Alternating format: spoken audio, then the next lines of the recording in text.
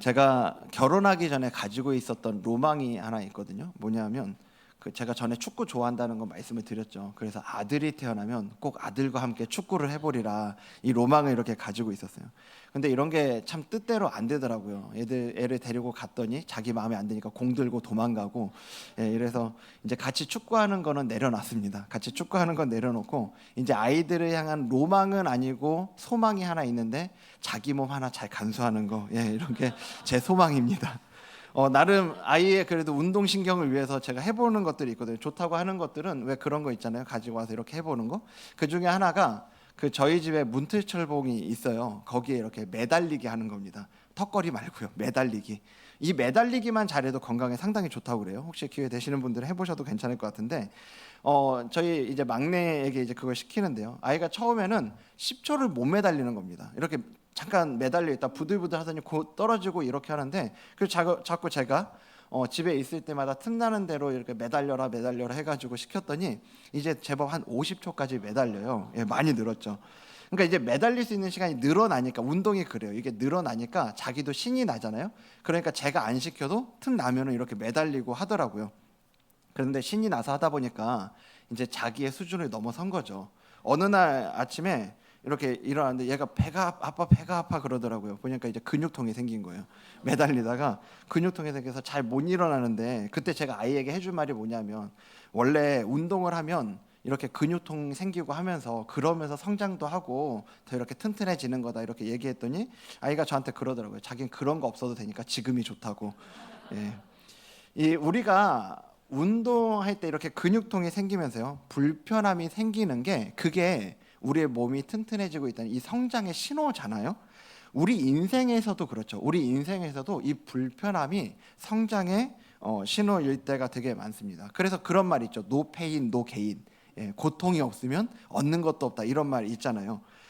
새로운 일을 배울 때도 그렇고요. 그리고 내가 지금까지 이렇게 해왔던 어떤 안 좋은 습관을 고칠 때도 그렇고, 그리고 또 우리가 새로운 사람하고 이렇게 관계를 맺는 것도 불편하죠. 우리가 다락방에도 처음 들어갈 때 그 불편함이 있단 말이에요. 처음 만나는 사람들이니까. 근데 우리가 이런 불편함들을 버틸 때요, 불편함을 통과할 때, 그때 성장이 일어나는 거죠. 이게 영적으로도 동일한 원리가 적용이 됩니다. 우리가 복음을 기쁜 소식이라고 이야기를 하잖아요. 그런데 이 기쁜 소식이라고 하는 복음을 들을 때도, 그때도 때로 우리가 불편함을 느끼게 되더라는 거죠. 예수님의 말씀이 내 생각하고 다르고요. 말씀을 읽다가 보니까 내 가치관하고 충돌이 일어나고, 이미 내가 계획해 놓은 플랜이 다 있는데 하나님의 뜻을 알면 알수록 내 계획하고 다른, 이런 것들이죠. 우리는 이런 불편함을 싫어합니다. 마치 운동을 시작한 저희 막내처럼 그 불편함이 생길 때 그걸 괴로워해요. 그런데 이 불편함도 우리를 성장시키기 원하시는 하나님의 신호가 아니겠냐라는 거죠. 오늘 본문을 보면 바울이 그렇게 복음을 전할 때 똑같은 일이 일어납니다. 어떤 사람들은 그가 전한 이 복음을 듣고 받아들이고 믿으면서 기뻐하는데, 또 어떤 사람들은 불편해요.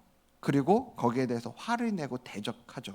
그래서 저희는 오늘 본문을 가지고요, 두 가지 질문을 던지면서 오늘 본문을 보려고 합니다. 첫 번째는 복음은 왜 우리를 불편하게 만드는가라는 질문을 가지고 보기 원하고요. 그리고 그 불편함을 그러면 우리가 어떻게 다뤄야 하는가, 이 두 가지 질문을 가지고 우리 본문 보도록 하겠습니다. 첫 번째, 복음은 왜 우리를 불편하게 만드는가? 복음은 왜 우리를 불편하게 만드냐면요, 복음은 우리의 모든 것을 거꾸로 세우기 때문입니다. 데살로니가에 도착한 바울은 자기가 이제 평소에 하던 대로 유대인의 회당에 가서 복음을 전하기 시작하는데, 오늘 바울이 데살로니가에 전한 복음이 3절에 나옵니다. 3절 같이 한번 보도록 할게요. 3절 전체 같이 읽겠습니다. 시작. 뜻을 풀어 그리스도가 해를 받고 죽은 자 가운데서 다시 살아나야 할 것을 증언하고 이르되 내가 너희에게 전하는 이 예수가 곧 그리스도라 하니. 아멘. 그리스도, 유대인들이 그토록 기다려온 메시아가 이 그리스도잖아요. 이 그리스도가 해를 받아야 한다는 건데, 여기 해를 받고라는 단어가 헬라어로 파테인이라는 단어예요. 이게 그냥 고통을 받다, 그냥 어떤 아픔을 이야기하는 게 아니라 하나님의 구원 계획에서 반드시 필요한 고난을 받아야 되는 걸 이야기하는 거죠. 그러니까 우리를 구원하시기 위해서 예수님이 반드시 겪으셨어야만 했던 그 고난을 여기에서 파테인이라는 단어로 이야기를 하고 있는 겁니다.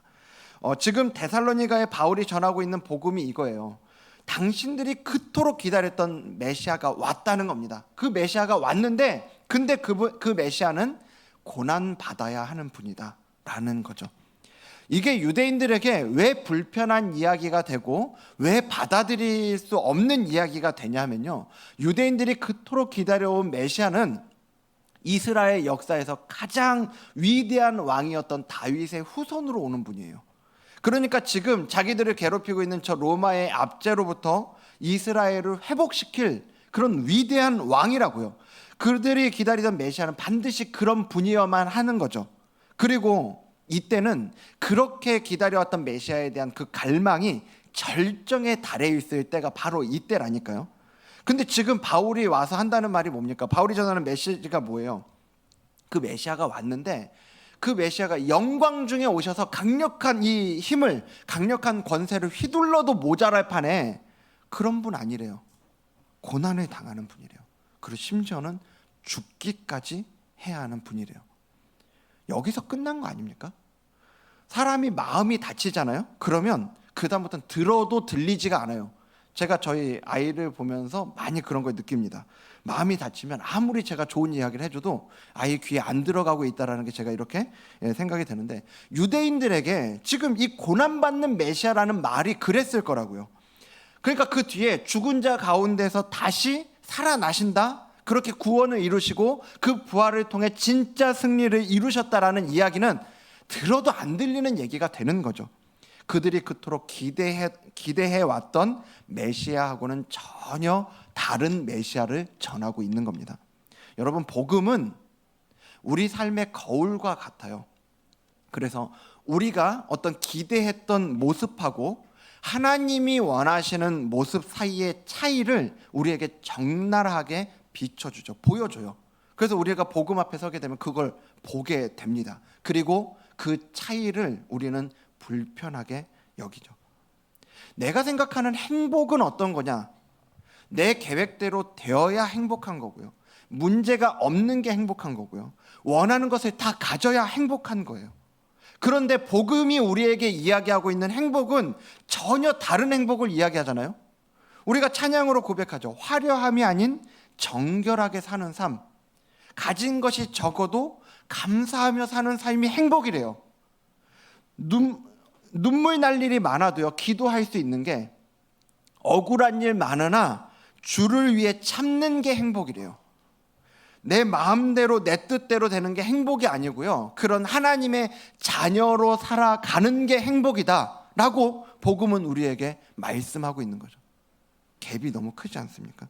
행복만 그래요? 관계도 그렇다고요. 내가 생각하는 관계는 내게 도움이 되고 나를 인정해주고 내가 편안한 사람들은 가까이 해요. 근데 내게 득될 것도 없고 나를 힘들게 하는 사람은 피하고 싶죠. 그게 내가 생각하는 어떤 관계의 모습이에요. 그런데 복음은요, 원수를 사랑하래요. 너를 핍박하는 자를 위해서 기도하래요. 7번씩 70번씩이라도 용서하래요. 심지어는 먼저 섬기고 희생하라는 거예요. 뭐 이런 행복과 관계만 그렇습니까?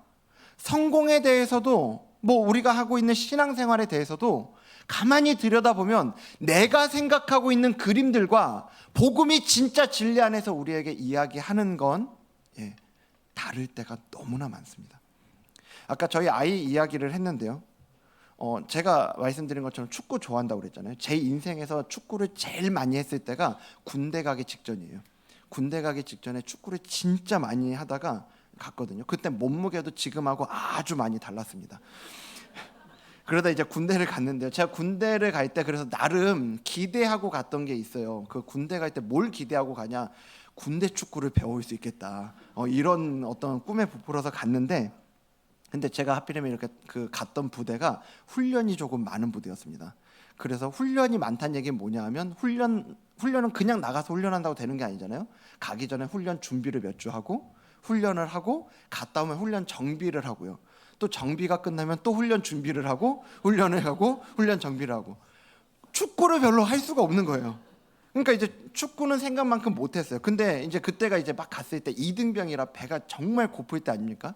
지금도 못 먹지는 않은데 그때는 정말 잘 먹었거든요, 제가.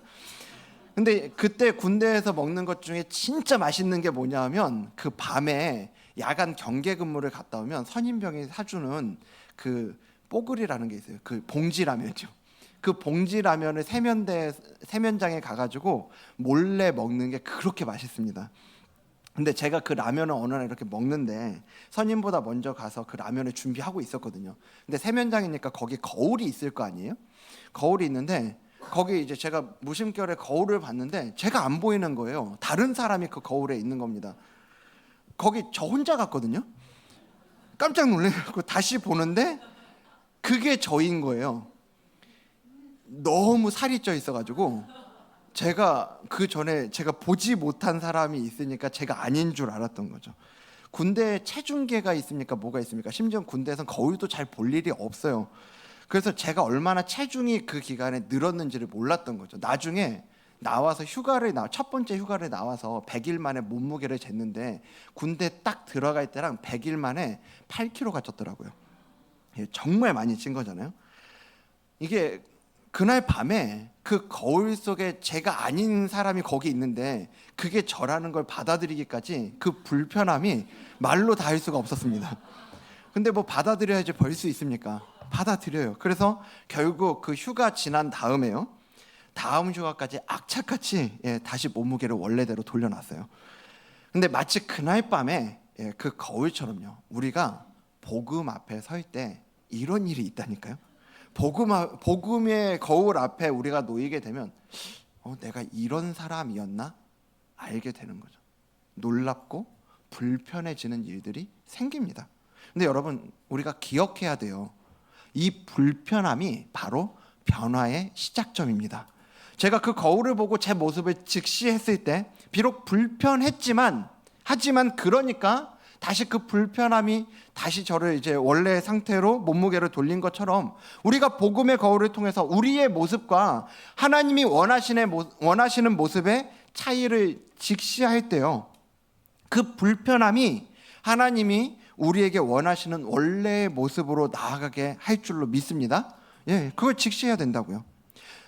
여기 이제 오늘 본문으로 다시 돌아가서 그 복음을 받아들이지 않은 이들이 바울과 실라를 이제 대적하고 그들을 고발하는데요. 그 내용이 이제 6절 7절에 나오거든요. 6, 7절에 보면 발견하지 못하며 야손과 및 형제들을 끌고 읍장들 앞에 가서 소리질러 이르되 어떤 사람들이 여기도 있다고요?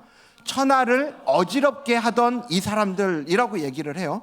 그러면서 야손이 그들을 맞아들였다라고 얘기하면서요. 이 사람들이 다 가이사의 명을, 로마의 황제인 가이사의 명을 거역하여 말하되, 그다음 빨간색만 읽겠습니다. 다른 임금 곧 예수라 하는 이가 있다. 뭐라고 하는 거예요? 지금 예수라는 다른 임금이 있다라는 걸 전하고 있다라는 거 아니에요? 반역이죠, 이거는. 아니, 바울이 언제 이렇게 이야기했습니까? 바울은 그렇게 얘기한 적이 없어요.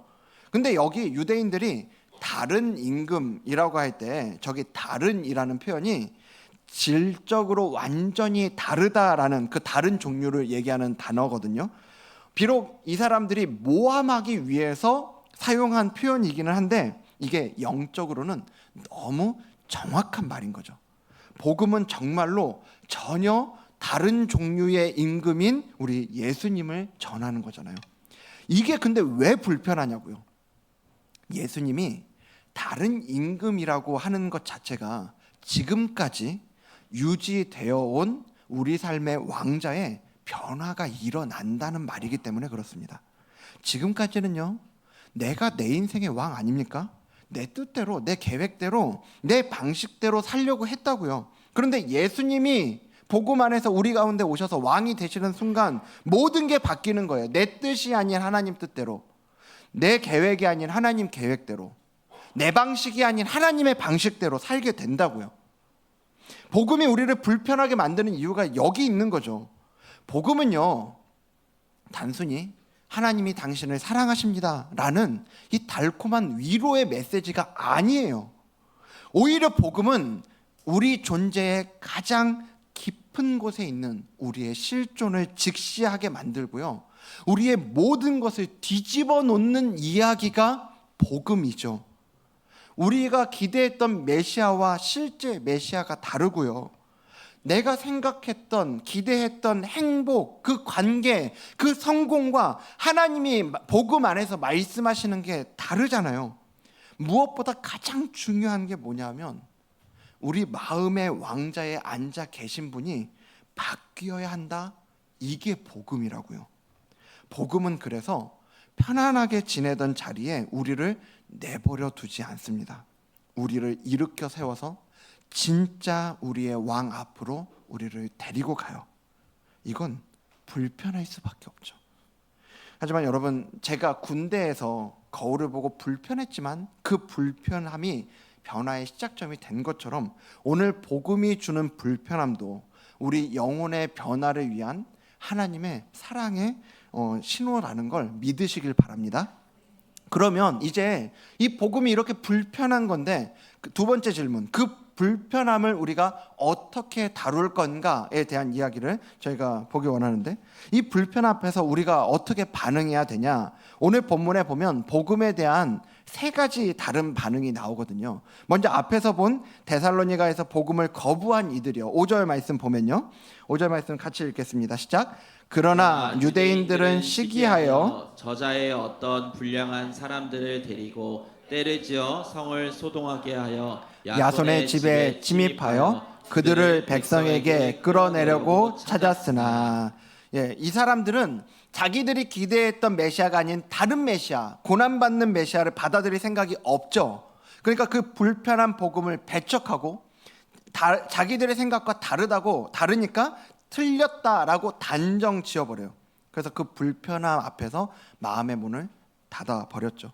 하지만 여기에도, 이 데살로니가에도 복음을 받아들인 이들도 있습니다. 4절 말씀인데, 자, 그중 여기 같이 읽겠습니다. 그 중에 어떤 사람 곧 경건한 헬라인의 큰 무리와 적지 않은 귀부인도 권함을 받고 바울과 실라를 따르나.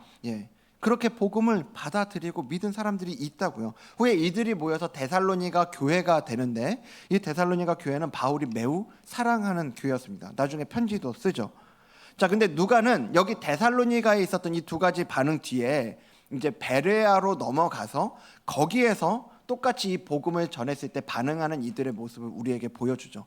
베레아에 가서도 바울은 유대인의 회당에 가서 똑같이 복음을 전합니다. 그때 이 복음을 전할 때 그들의 반응이 11절 말씀에 나오는데 아주 유명한 말씀이죠. 우리 여기 11절 말씀 같이 읽겠습니다. 시작.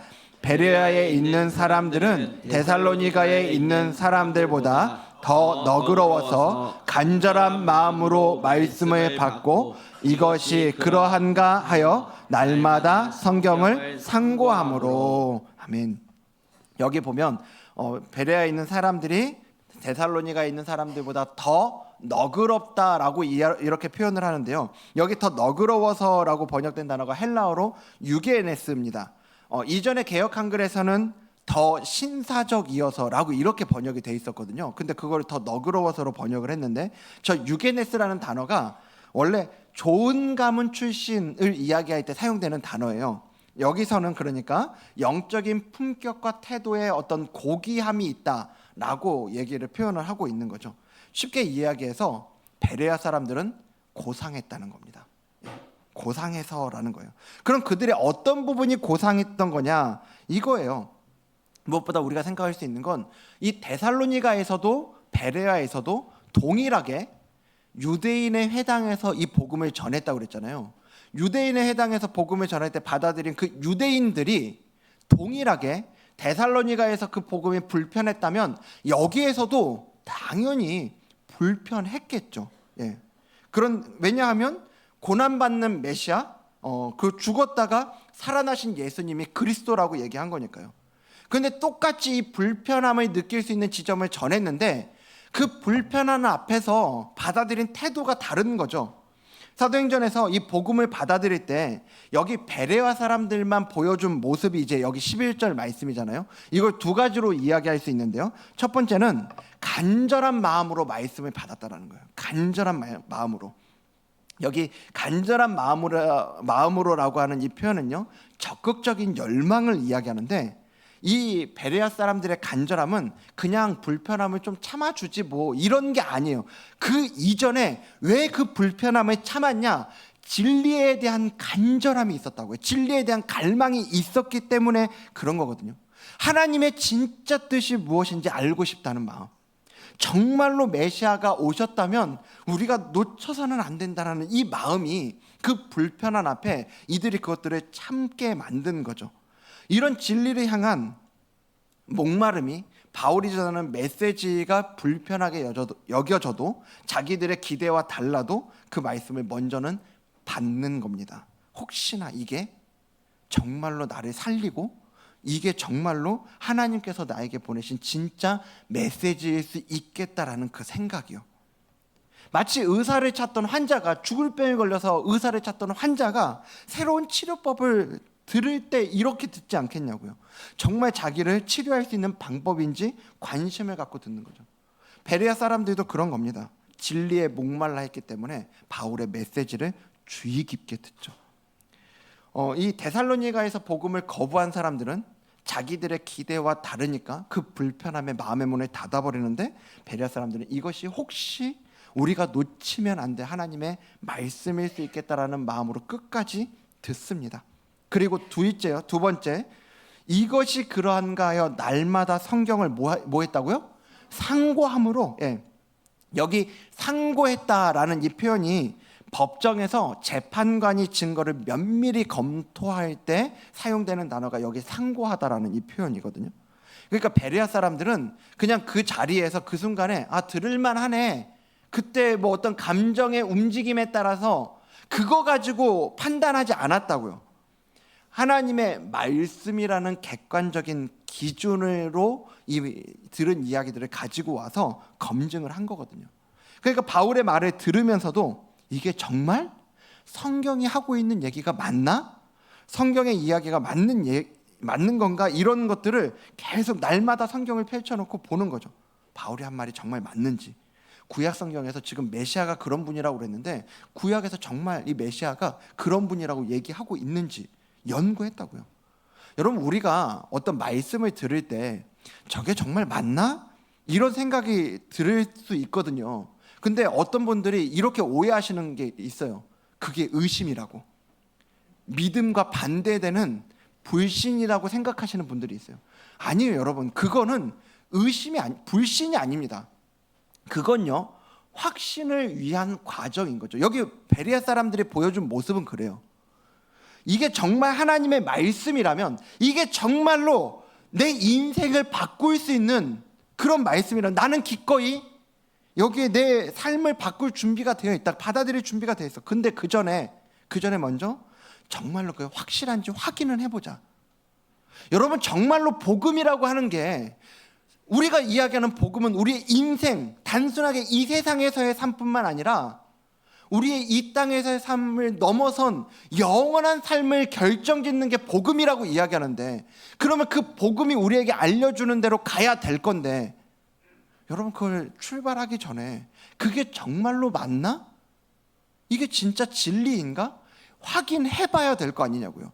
한순간 감정에 의해서 덜컥 접근했다가 나중에 아니면 어떻게 하시려고 그래요? 아닐 리는 없죠. 아닐 리는 없는데, 하지만 우리가 이 길을 출발할 때 확인하는 거 필요하다고요. 그거는 의심이라고 생각하지 마십시오.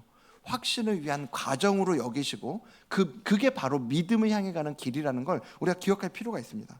오늘 베레아 사람들이 우리에게 보여주는 게 바로 이 모습인 거죠. 그래서 복음의 불편함을 만날 때 즉시 거부하는 것도 아니고, 그리고 무작정 무비판적으로 받아들이지도 않는 거예요. 대신에 성숙하고 지혜로운 자세로 이 불편함을 변화와 성숙의 디딤돌로 만드는 거죠. 이것이 오늘 우리 두 번째 질문에 대한 답입니다. 복음을 불편함을 다루는 방법은 이 베레아 사람들처럼 하는 거예요. 복음이 여러분을 불편하게 만들 때가 있습니까? 그럼 그때 이 베레아 사람들처럼 우리가 반응하기를 원합니다. 그 불편함을 피하지 않고요. 그렇다고 감정적으로만 받아들이는 것도 아니고 말씀으로 확인하면서 이 불편함을 성숙의 기회로 만들어 가시면 좋겠습니다. 복음이 우리를 불편하게 만들 때 그건 하나님이 우리를 더 깊은 곳으로 부르고 계시는 신호라는 걸 여러분 기억하시고 그 주님의 신호에 이 베레아 사람들과 같이 간절함과 진리에 대한 간절함과 이 상고함의 태도로 반응하는 저와 여러분 되기를 주님 이름으로 축복합니다. 말씀 정리하겠습니다. 저희 막내가 이 철봉에 매달리면서 근육통 겪었다고 말씀드렸잖아요. 그래서 며칠 전에 이제 그렇게 힘들어 했었거든요. 그런데 어제 보니까 다시 매달리고 있더라고요. 예. 근데 그 전에는 정말 간신히 매달리고만 있었거든요. 근데 얘가 팔이 구부러지기 시작하더라고요. 조금씩 올라가고 있습니다. 언젠가 턱걸이 한 번은 하겠죠. 이런 건요. 예. 근데 이런 건 저희 아이에게 있었던 그저 몸의 어떤 작은 불편함 그리고 또 그에 따른 작은 성장에 불과할 건데요. 그런데 영적인 원리에서도 이 불편함을 통과한 곳에 진짜 생명과 진짜 변화가 있다는 진리를 여러분 꼭 기억하셨으면 좋겠습니다. 이 자리에 혹시 그 복음이 주는 불편함이 싫어서 그래서 마주하지 않았던 분들 계세요? 그렇다면 오늘 여러분을 이 자리까지 이끌어 오신 그분, 우리가 지난 한 주간 암송했던 말씀처럼요, 우리 안에 선한 일을 시작하시고 이 자리까지 이끌어 오신 우리 성령님 앞에 용기를 내보시면 좋겠습니다. 사실 이 불편함이라고 하는 건요, 이게 우리의 노력과 결단만 가지고 마주하고 선택할 수 없거든요. 그래서 이 시간 정말 그 복음의 불편한 앞에 성령님의 도우심을 구하시면 좋겠습니다. 그리고 혹시 오늘 말씀을 들으시면서 나는 오래전에 그런 수준에 지났다, 오늘은 교회에 처음 온 사람들 이야기구나, 이런 생각으로 오늘 말씀을 들으신 분들 계십니까? 그렇다면 저는 오늘 이 말씀이 바로 그 생각을 가지고 계신 바로 여러분을 향한 하나님의 강력한 도전이라고 확신합니다. 왜냐하면요, 복음은요, 이 신앙생활의 어떤 초보자용 관문이 아니거든요. 그래도 제가 명색이 모태신앙이고 그리고 이 자리에서 이렇게 말씀 전하고 있는 담임 목사잖아요. 그런데 정직하게 고백하자면 저는 지금도 이 복음 때문에 불편해질 때가 한두 번이 아닙니다. 그냥 제 성격대로요, 제 생각대로, 제 계획대로 하고 싶은데요, 하나님이 복음 안에서 제게 자꾸만 말씀하시는 게 그게 아니라는 거예요. 어떤 때는 저는 가려고 하는데 멈추라고 하실 때가 있어요. 어떨 때는 가만히 있는데 멈춰서 있는데 자꾸 저를 움직이게 하실 때가 있어요. 그래서 전에 제가 말씀드렸잖아요. 종종 하나님께 그렇게 기도한다고요. 하나님 그만 좀 하시면 안 되겠냐고. 그 기도 나와요. 그런데요, 하나님은 제게 꼭 그 복음으로 인한 불편함을 마주하게 하세요.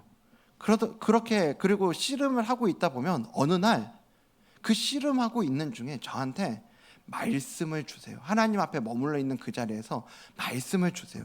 그럼요, 그냥 거기에서 엎드러지는 겁니다. 왜냐하면 우리 주님이 왕이시잖아요. 왕이신 주님이 말씀하시면 따라야죠. 그래서 그렇게 여기까지 오는 겁니다. 지금 가고 있고요. 여러분, 복음이 주는 불편함에서 도망치지 마세요. 내가 내 인생의 왕이 된 사람이라면 불편할 게 뭐 있겠냐고요. 그런데 내 본성은 이런데 복음 안에서 예수님을 왕으로 모시고 살아가니까 그 사람은 불편한 게 정상인 겁니다. 아주 정상이에요. 교회에서만 그런 게 아니고요, 가정에서도 그렇지 않아요? 그렇지, 학교에서도 그렇고 직장에서도 우리가 살아가는 삶의 여러 모양들 속에 그 불편해지는 지점들이 있는 거죠. 우리 각자가 있는 그 자리에서 이 불편함을 마주할 때 성령님의 도우심을 구하며 믿음으로 반응하는 은혜가 있기를 간절히 소망합니다. 내가 성격대로 할 수 있는데 내 성격대로, 내 성질대로 하지 않고 그 불편함을 선택하기로 결단한다면요, 그 이유는 하나밖에 없는 거죠. 예수님 때문에 아닙니까? 한 주간 불편함을 선택하기로 하는 우리의 결단과, 말씀드린 것처럼 이게 결단만 가지고 안 되죠. 우리 성령님의 도우심을 구하는 그러한 마음으로 우리 마지막으로 옆에 있는 분들과 오랜만에 이렇게 인사하면서 말씀 마치겠습니다. 예수님 때문입니다. 네. 정말 한 주간 예수님 때문에 그 복음으로 인한 불편함을 마주하고 선택하는 저와 여러분의 한 주 되길 주님 이름으로 축복합니다. 오늘 이 시간 우리 다 같이 자리에서 일어나서 왕으로 오신 우리 주님을 경배하면서 함께 찬양하며 나아가도록 하겠습니다. 이 땅 위에 오신 하나님의 본체 십자가에 달리사 우리 죄 사하셨네. 하나님이 그를 지극히 높여 모든 일을 위해 뛰어난 이름을 주사 우리 예수 이름 앞에 절하고 예수 이름 앞에 절하고 모든 입이 주를 시인해 모든 입이 주를 시인해 영광 중에 오실 줄을 보리라. 영광 중에 오실 줄을 보리라. 선포해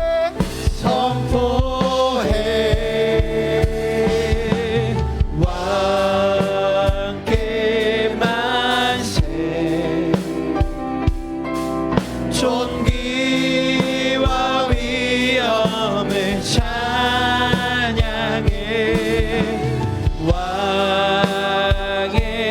왕께 만세 주 예수 하나님 우리 고대하네 주님 오실 그날 주님 오실 그날 다시 사신 왕의 영광 다시 사신 왕의 이 영광 땅을 비추네. 이 땅을 비추네 사단의 권세는 주 앞에 무너져 주 앞에 무너져 생명과 진리의 주 권세 가장 높도다. 그래서 우리는 예수 이름 앞에 우리 절하고 예수 이름 앞에 절하고 모든 입이 주를 시인해 모든 입이 주를 시인해 영광 중에 오실 줄을 보리라. 영광 중에 오실 줄을 보리라. 선포해 왕께 만세 존귀와 위엄을 찬양해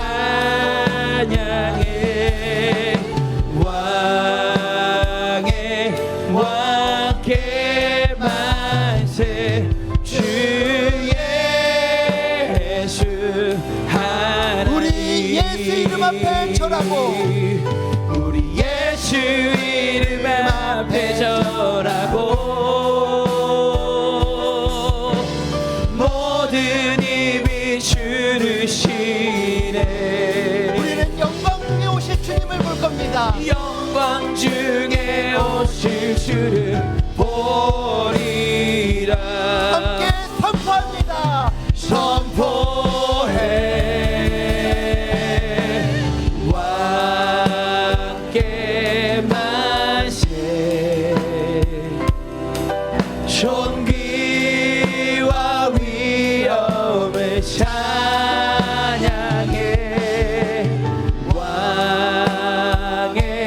왕께 만세 주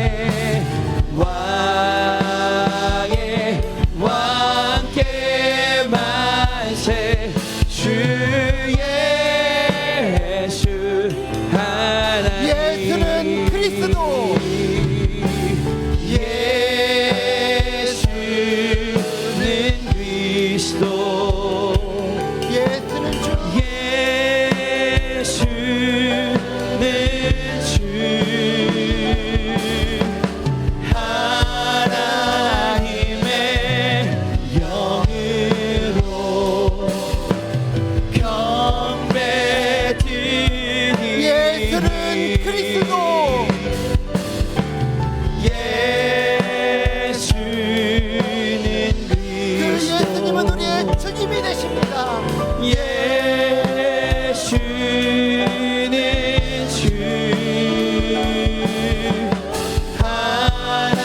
하나님의 영으로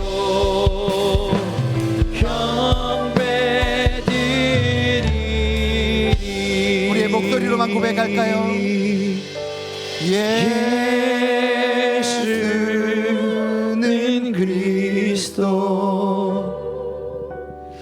예수는 주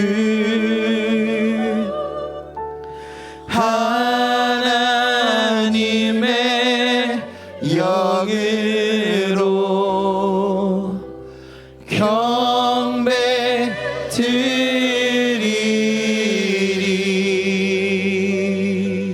우리의 왕으로